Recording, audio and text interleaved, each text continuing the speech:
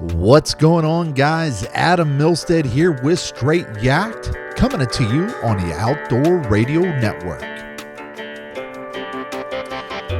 What's up, guys? Adam Milstead here with Straight Yak'd, coming to you on the Outdoor Radio Network.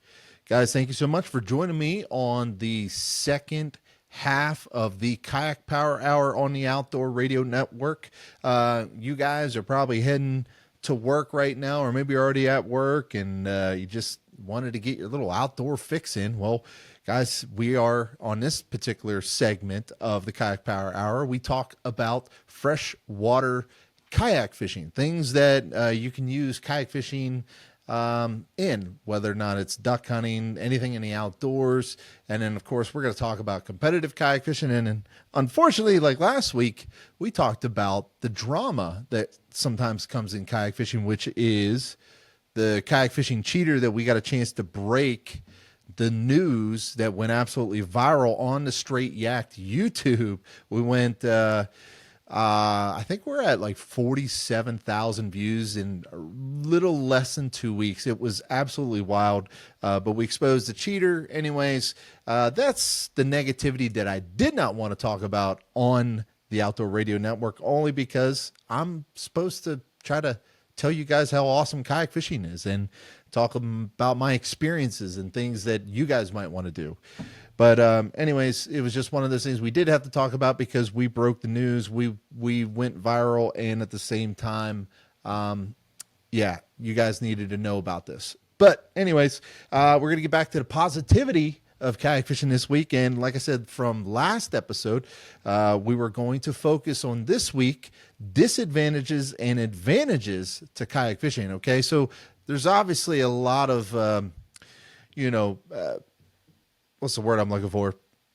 There's just a lot that you could compare kayak fishing to.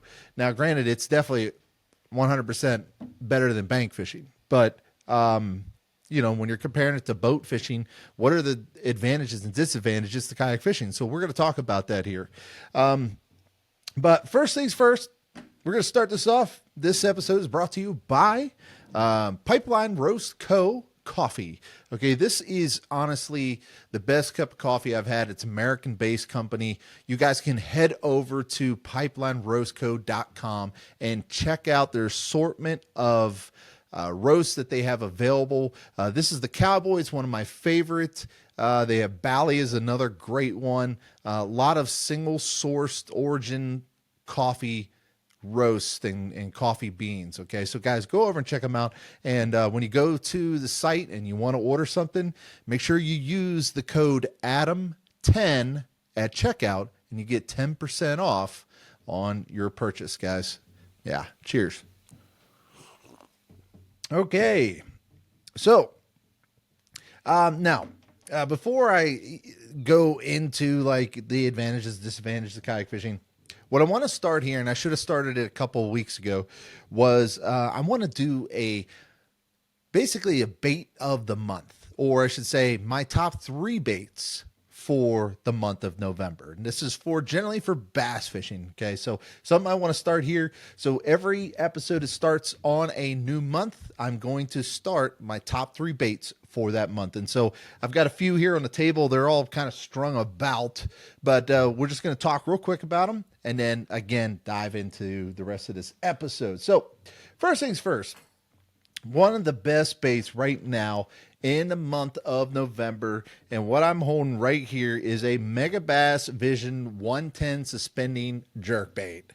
Okay, this has got to be the top.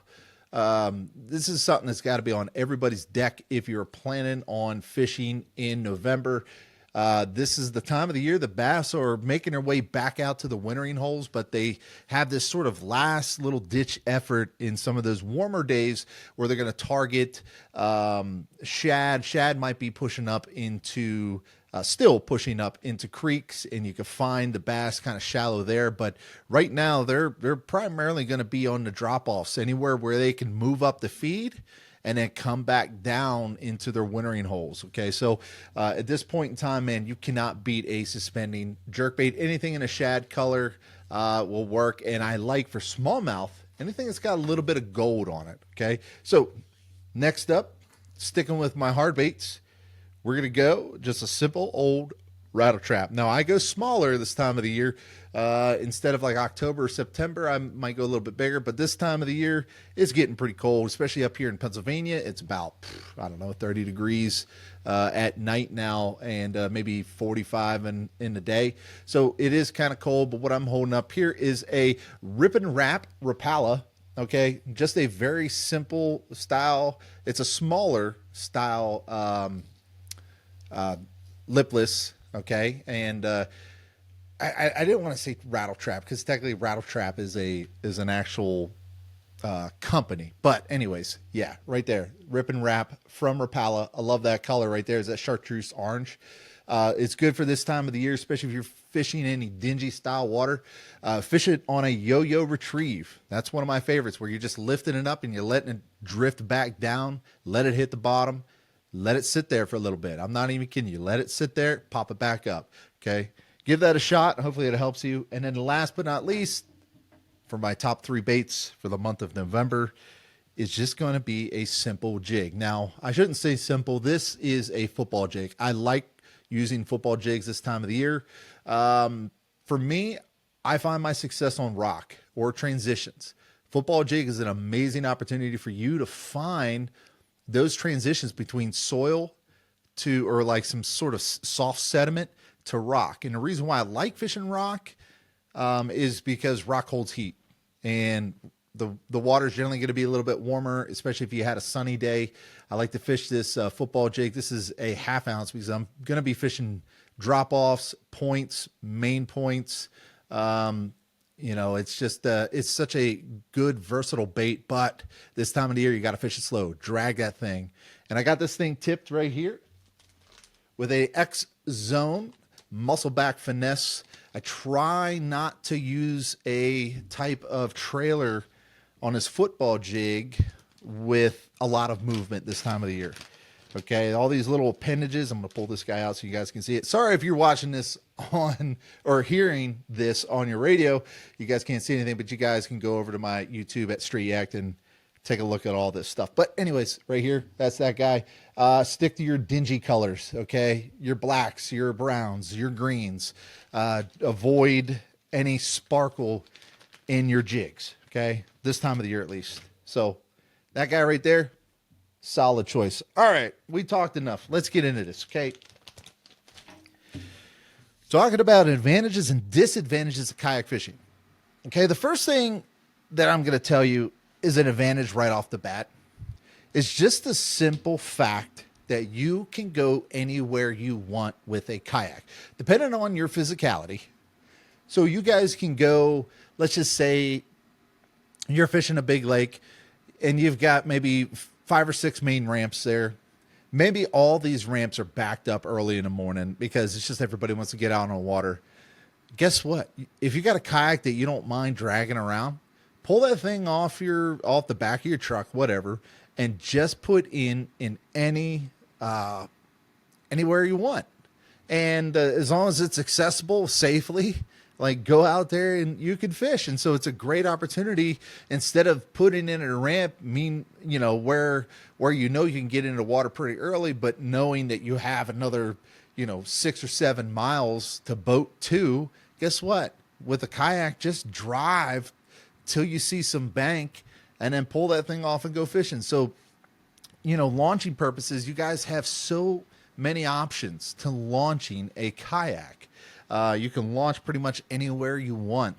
So definitely a great option for kayak fishing. You can go and literally just avoid that headache of just waiting in line as everybody's putting their boat in. So I've been there. I know what it's like. It sucks. Okay. So getting into another advantage right off the bat for me, beyond being able to launch anywhere, you have the ability to fish anywhere. And what I mean by that is what happens at this, like in this stage, let's say you're fishing maybe pre-spawn into post-spawn. And this is about the busiest time that you're ever going to see on a lake. And there are probably 95% of those people are fishing off of boats, big, deep V-bottom, fiberglass, 21-foot boats that, yeah, are great. They can go pretty much anywhere on the lake, but as long as they have about 2 feet of water to motor through, okay, or to use their trolling motor. I know some guys kind of push the envelope, like if you got like a Keith Poche out there who's using an aluminum style boat that definitely drafts a lot shallower. That's one thing, but kayaks is great. All you need about 6 inches of water. Heck, even not even that. As long as you're not competing in a tournament and you're just out there for fishing for fun, and or maybe you are fishing in a tournament and they don't mind if you portage, you could just tie that boat up to your waist and just drag that sucker. There's been quite a few tournaments this year that I used my kayak in that sense, where I've dragged my kayak because the water was so low this year from the drought. And so you can literally get to the places these guys can't fish. And what happens is you find fish that aren't pressured. And it's such an awesome opportunity for you to get to fresh fish. And then also just you get to see new things. You might run into a couple different things, maybe even pre-fishing wise, whatever. But yeah, you can fish where a lot of people can't get to. And what happens too is that you're able to, get to fish that literally haven't seen all the vibrating jigs and the spinner baits and then the deep diving crankbaits and things like that. Because I know, there are certain fish that just will actually migrate away from. I've seen this. I've seen it many times where fish will just avoid all the sonar. Like I could chase fish with my live scope and literally watch it as I turn my live scope. I run live scope on my kayak, but I could turn this live scope and literally watch myself chase a fish. They'll dart out of the way. That's because they're pressured. They hear that, they see that, they feel that. So you could get to fish that definitely haven't felt that. Well, anyways, okay, I think we're getting to our first break here. We still got way more advantages to talk about in the next half of this episode, guys, so why don't you stick around?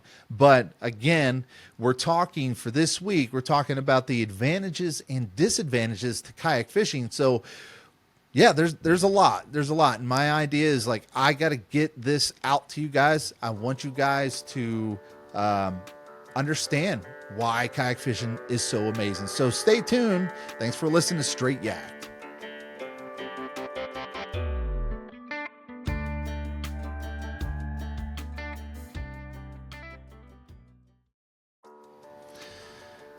All right, guys, welcome back to Straight Yak'd here on the Outdoor Radio Network. And I forgot to say at the beginning, because I was talking about so many different things. Trust me, guys, you got to give me some grace here.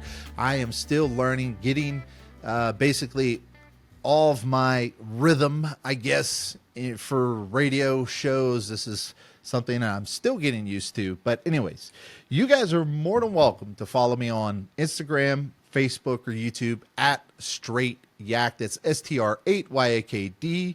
And then you can also follow me on my personal pages at Adam Milstead. But if you stuck through the break, thank you so much. And for those of you who might be joining while we're talking live here for the first time, is that we're talking about advantages and disadvantages to kayak fishing. Okay, these are the things that people who are on the fence about picking up a new hobby like kayak fishing, what are some of these advantages or disadvantages that they're going to run into? Okay, so we're kind of breaking that all down for you guys to hear today.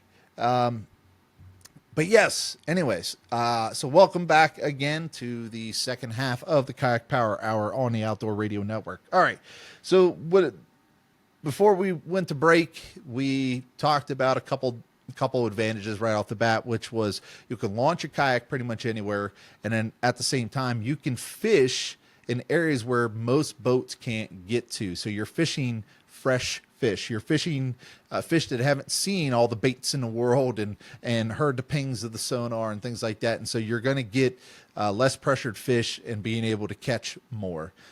Now, and get into a few other advantages. So there's some that's sort of opinionated on my part, but then also some that are definitely factual facts. I don't know. I don't know what I'm saying. It's early in the morning. I'm tired still. I apologize. Like I had a terrible weekend of duck hunting. I didn't see a duck. If you guys are into duck hunting right now, I can tell you right now, the migration has stopped at this point. We're in that lull of the year where ducks are not coming in. Anyways, we sat out on the lake and didn't see a duck, and just had my poor dog Cal and retrieve the decoys. That was his work. But anyways, yeah, I'm tired still. So now, like a factual advantage to kayak fishing, one that I've experienced personally is that when you get to an area, you're able to really fine pick this area. So let's say you get to a body of water, you get to a lake. If you're dealing with boats that have the ability to just literally like go and make a few casts and then say, hey, no fish, let's go ahead and motor on up about 3-4 miles up their lake, they could do that. Obviously, they got a 250 Merc on the back of their boat. That's why they have it. And I know it doesn't sound like an advantage, but when you get to an area and you're able to really like just sit down and pick apart some of these places, there's so many little nooks and crannies that a lot of these boat guys don't try or don't work really a lot at, because it's like once you get to an area and it doesn't seem like the fish are there, they could just motor around. For us, we're kind of stuck. We're kind of like there. That's our bed. That's now we got to lay in it sort of. So it's like, okay, we picked this spot. Let's go out there and let's go just see what we could do. We'll try to find every little log, every little branch, and what you're going to find is you're going to find an area that not a lot of guys really threw any baits at or really tried hard at or sat down and really worked. And you're going to find some of these honey holes that a lot of these guys don't know. You're going to find a new special lay down or a new special dock. It's just one of those things that, unless you take away the advantage of being able to motor anywhere around the lake, you're never going to find, because you're never going to have enough patience to sit there and keep casting and really slow down and work an area. So, have any advantages of literally that? I have seen in the past, like even this year, there's been so many times where guys had pulled up right in front of me. They'd fish a bank. Literally, I hate to say it, they cut me off a few times, and they'll fish a bank and then they'll sit there for like 5 minutes and move off.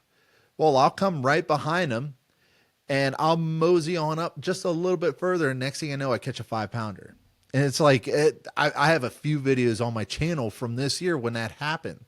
So it's pretty cool to see how like being able to sit down and literally pick apart these places is pretty awesome. Okay. And then the last advantage, for me, this is an opinionated advantage. I guess when you're out there and you go fishing for whatever, and you're in a kayak, just think about the simplicity of a kayak. Regardless of whatever you set it up with, you guys could really break these things down to a very simple piece of craft that gets you off of the bank and being able to fish and compete and all that good stuff. And so, but what's really cool about it is not only is it simple, it doesn't cost as much because it's simple. So the cost effectiveness, being able to afford a kayak that maybe only $1,000 as opposed to a $75,000 bass boat. So number one, just cost wise, that's probably one of the biggest factual advantages.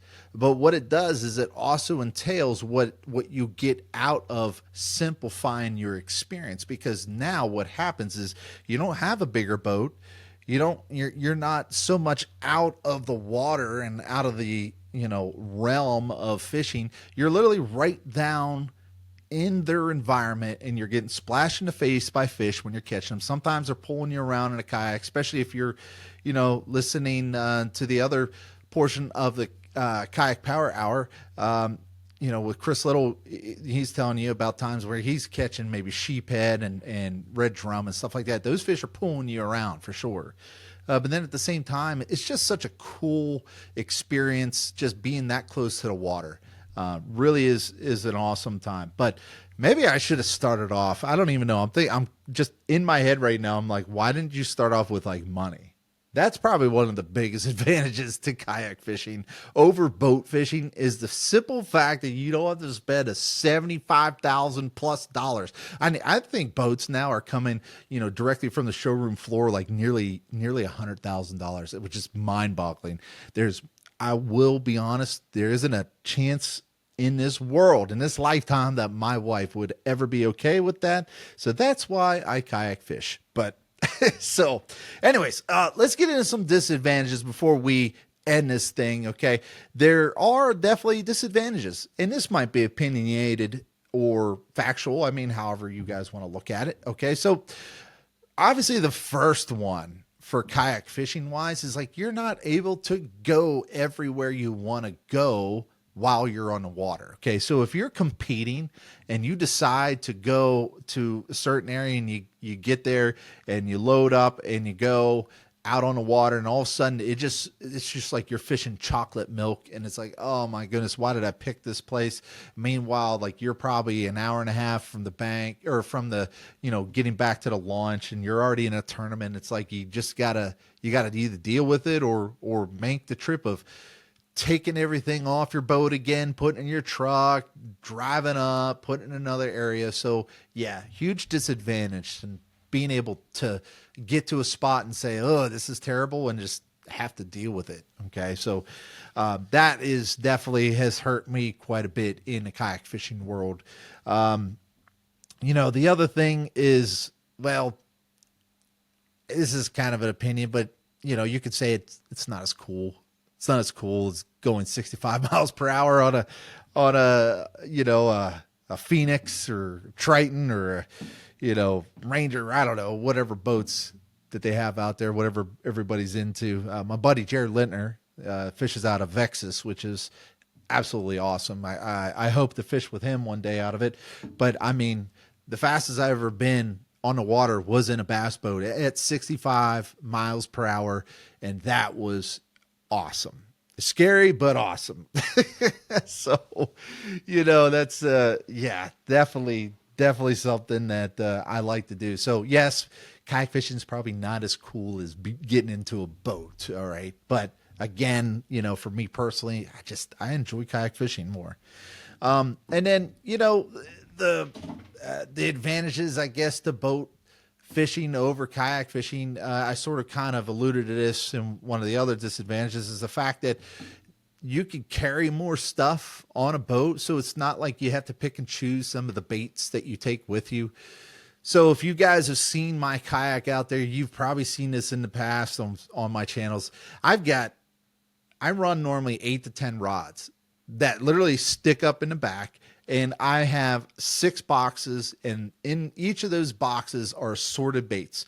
There'll be a combination of topwater baits, a combination of bladed jigs, regular jigs, jerk baits, whatever else. So like I've got deep cranks, shallow cranks. So I've got these boxes that are all sorted. But the unfortunate thing is that that's all I could bring, and I can only bring just that many in a box for that whole subject of baits. So you could definitely carry a ton of stuff.